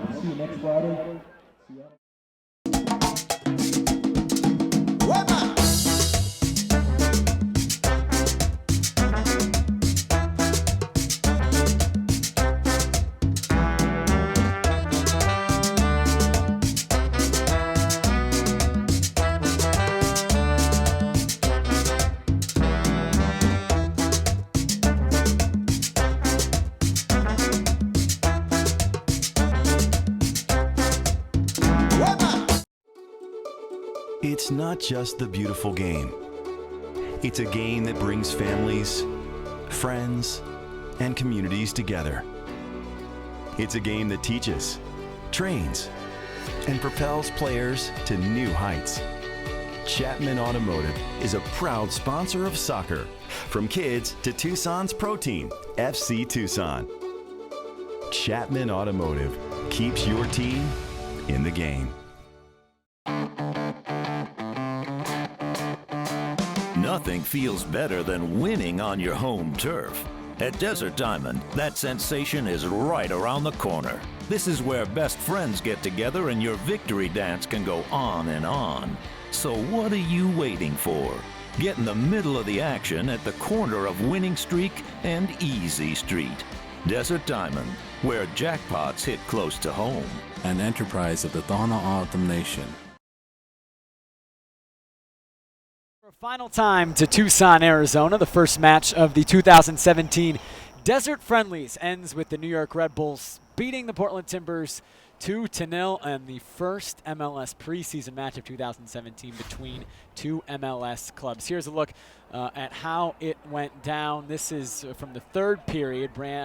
David Soma from distance into the belly of Wade Hamilton. His 3rd period didn't see quite the action of maybe the second one. The Red Bulls probably had the better of the play in the 2nd period.